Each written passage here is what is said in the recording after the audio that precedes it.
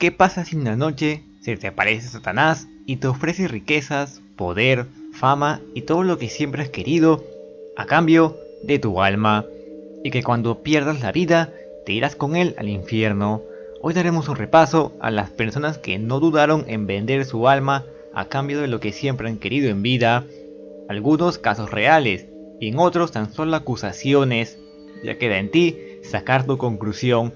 Así que abróchate el cinturón y podemos comenzar.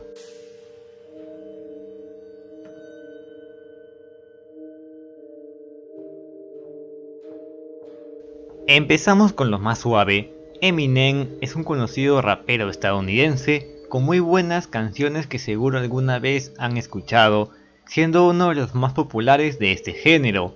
Eminem ha sido acusado de haber vendido su alma o pertenecer a los Illuminatis, debido a los mensajes subliminales que podemos observar en sus canciones o portadas, destacando un curioso collar con forma de triángulo.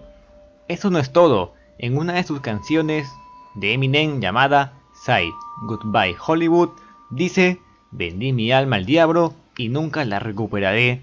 Esto puede ser interpretado de otra forma por la canción, pero algunas personas harán de todo por rebuscar lo contrario. Katy Perry es una conocida cantante estadounidense. Creo que todos aquí hemos escuchado alguno de sus temas. Al igual que con Eminem, ella ha sido acusada de pertenecer a los Illuminatis. A la corta edad de 15 años, ella entró al mundo de la música, creando su primer álbum con canciones católicas. Sin embargo, este álbum fue todo un fracaso, por lo que quedó desempleada. Por este motivo, ella dejó de lado sus creencias, dejando el camino de la religión, a tomar otro camino para llegar a la fama, o sea, el de vender su alma. Todo esto lo sabemos porque Katy Perry afirmó en una entrevista que vendió su alma al diablo, y puedes encontrar esa entrevista por internet. Bob Dylan es un conocido músico estadounidense. Tiene canciones muy hermosas y ganó el Premio Nobel de Literatura en el año 2016. Bob Dylan ha sido acusado de vender su alma. Esto debido a que en una entrevista él dijo algo muy curioso. El entrevistador le pregunta: ¿por qué todavía lo haces? ¿Por qué todavía estás de gira? Dylan le responde: hice una especie de pacto con él, ¿sabes? Hace mucho tiempo. Estoy tratando de retroceder al final. El entrevistador le pregunta: ¿cuál fue ese pacto? Y Dylan dice: llegar donde estoy ahora. El entrevistador le dice: ¿se puede preguntar con quién hizo el pacto? Y la respuesta de Dylan creo que es muy curiosa: con, con el jefe, el comandante jefe en esta tierra y en un mundo que no podemos ver. Sin duda, esta es una confesión muy extraña, ya que daría a entender que para conseguir la fama que tiene, él hizo un pacto. Pero ¿será esto verdad? Ya que, como lo menciona en una entrevista, puede ser un engaño.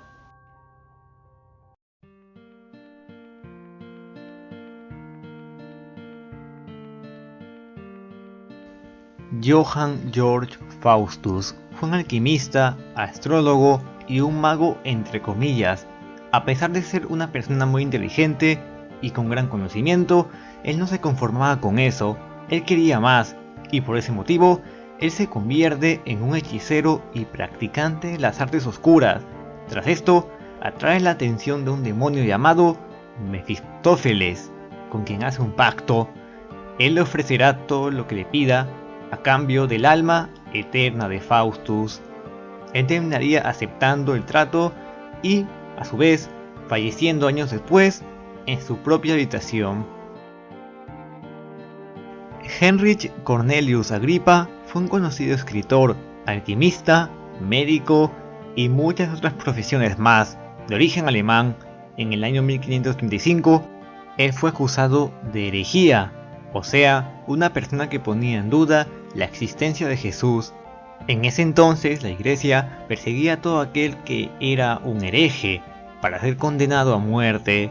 Poco después falleció en un hospital de Francia ese mismo año, y tras esto muchos lo vincularon con los demonios y que posiblemente haya hecho algún pacto, ya que tuvo un perro negro demoníaco quien apareció en múltiples leyendas de Johann Faustus, quien te mencioné que también hizo un trato.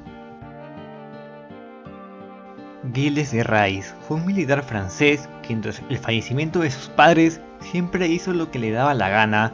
Heredó todo el dinero de sus padres, siendo una exagerada cantidad de dinero. Sin embargo, él gastó todo rápidamente en objetos de arte y fiestas. Tras esto, inició su camino en la magia negra, secuestrando a menores de edad para los rituales donde disfrutaba ver a esas personas sufrir.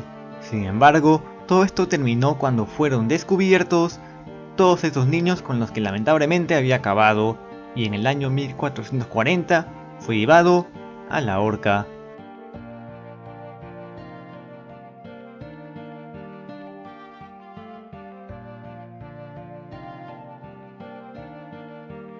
Silvestre II fue el papa número 139 que estuvo entre los años 999 y el año 1003, ya que falleció y por ello estuvo tan solo 4 años.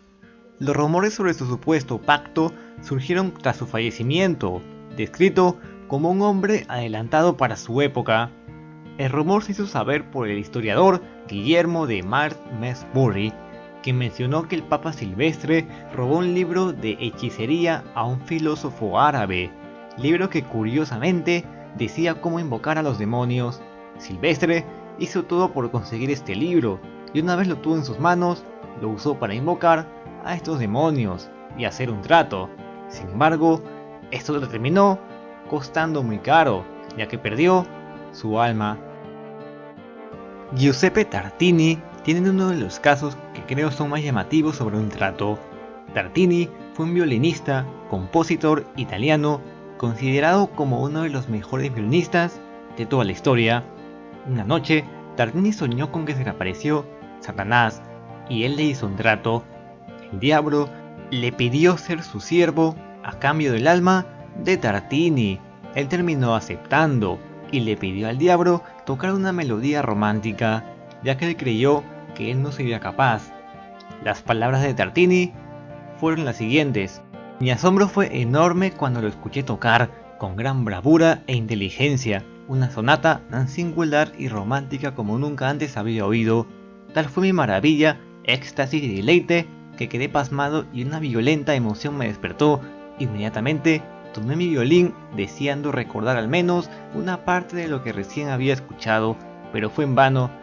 La sonata que compuse entonces es, por lejos, la mejor que jamás he escrito y aún la llamo la Sonata del Diablo, pero resultó tan inferior a lo que había oído en el sueño que me hubiera gustado romper mi violín en pedazos y abandonar la música para siempre. Niccolò Paganini es el caso de otro compositor italiano quien superó a Giuseppe Tartini y para muchos es el mejor violinista de la historia.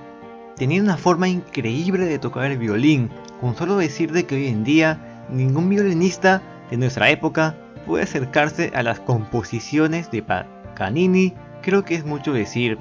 Fue a los 7 años donde empezó a tocar el violín, se dice que 10 horas al día, y con los años compuso varias notas.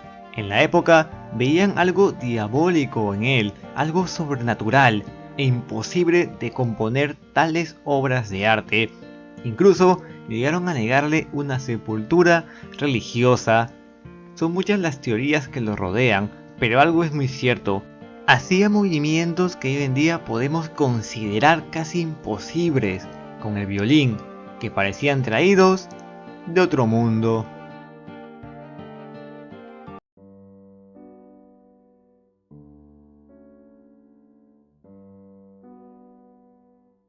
Teófilo el Penitente fue un clérigo que desde muy joven encaminó su vida en la fe cristiana.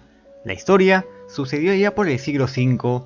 Él era muy querido en su comunidad, así que le ofrecieron el puesto de obispo, tras el fallecimiento de quien era obispo, pero por humildad él no tomó este cargo, y otra persona fue elegida. Sin embargo, surgieron rumores de que él había rechazado este cargo por seguir manteniendo los tesoros de la iglesia a su antojo, y el nuevo obispo decidió quitarle su cargo. Teófilo, quien se encontraba lleno de rabia, fue con un mago quien lo ayudó a realizar un pacto con Satanás. Teófilo recuperaría su trabajo y su buena fama, a cambio de abandonar a Dios y a la Virgen María. Él aceptó.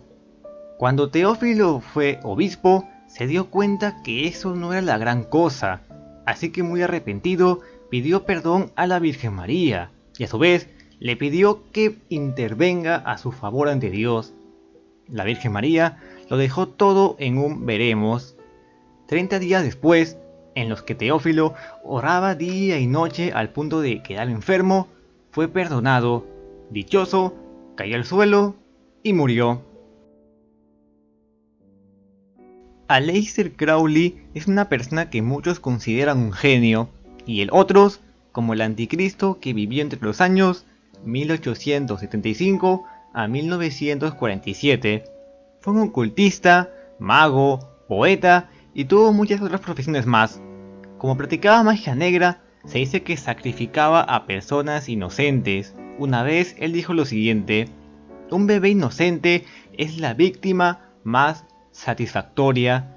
Durante su vida hizo muchas atrocidades y tenía muchos seguidores a donde iba, ganando el respeto de muchas personas, e incluso famosos de la época lo admiraban. Es difícil creer que una persona que cometía tantas maldades tenía como si nada una mansión y muchos lujos. Debería estar entre rejas o muerto. Pues la cosa es muy simple. Las teorías apuntan que él hizo un pacto y así librarse de un posible castigo. Urbain Grandier fue un sacerdote quien vivió en el año 1590 a 1634.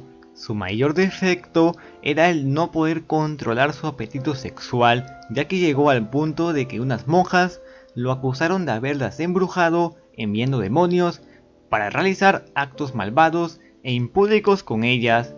Incluso llegaron a encontrar un supuesto pacto escrito donde se encontraba la firma de Grandier y otros demonios. Finalmente murió en la hoguera. Esa es una historia más. Sin embargo, algunos creen que en realidad Grandier no hizo ningún pacto, sino que fue acusado falsamente, y en ningún momento de su vida él afirmó ser practicante de brujería, a diferencia de otras personas que hemos visto en este video.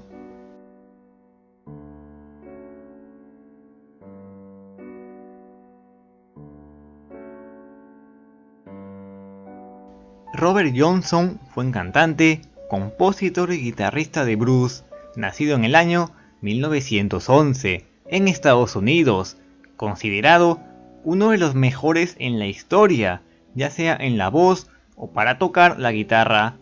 Lo rodea una leyenda que te contaré a continuación. Se dice que él no era un buen guitarrista y que ni siquiera sabía cantar, era muy malo en lo que hacía, y esto lo afirmaban personas cercanas a él. Se desapareció por un tiempo y tras un año y medio de desaparecido, volvió, pero ya no era el mismo. Tenía una excelente voz y a su vez era un gran guitarrista. ¿Cómo es que en un año y medio Robert se convirtió en lo que siempre quiso ser? Muy simple, amigo. Él hizo un pacto con Satanás en un cruce de camino, cuenta la leyenda, y así ser el mejor bluesman de la historia. Delphine LaLaurie fue un monstruo que acabó con la vida de inocentes esclavos de raza negra. Ella poseía grandes cantidades de lujos, por eso tenía mucho poder y esclavos por torturar. Muchas de las cosas que hizo en vida pueden sonar surrealistas, y es que lo son. Cometió muchas atrocidades en vida, e incluso conservaba los cuerpos ya acabados de sus esclavos.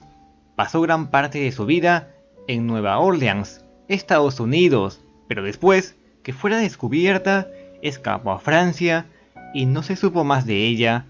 Durante su vida tuvo una gran riqueza que parecía nunca terminar. A su vez, nunca pagó por sus crímenes. Eso hace creer que hizo un pacto para librarse de lo peor. Elizabeth Bathory Hablamos de otro monstruo quien vivió entre los años 1560 a 1614 y fue una condesa en Hungría, quien en vida cometió atrocidades inhumanas difíciles de describir. A los 15 años se casó con su prometido, sin embargo, él pasaba largas temporadas en el campo de batalla, por lo que Elizabeth pasaba gran parte de su tiempo sola, y así fue como empezó su camino por la magia negra. La locura comenzó cuando su esposo falleció en batalla. Tenía la creencia que la sangre la rejuvenecería, una creencia que hoy en día veríamos como ridícula. Así que se daba varios baños con sangre, y creo que está de más decir de dónde la conseguía.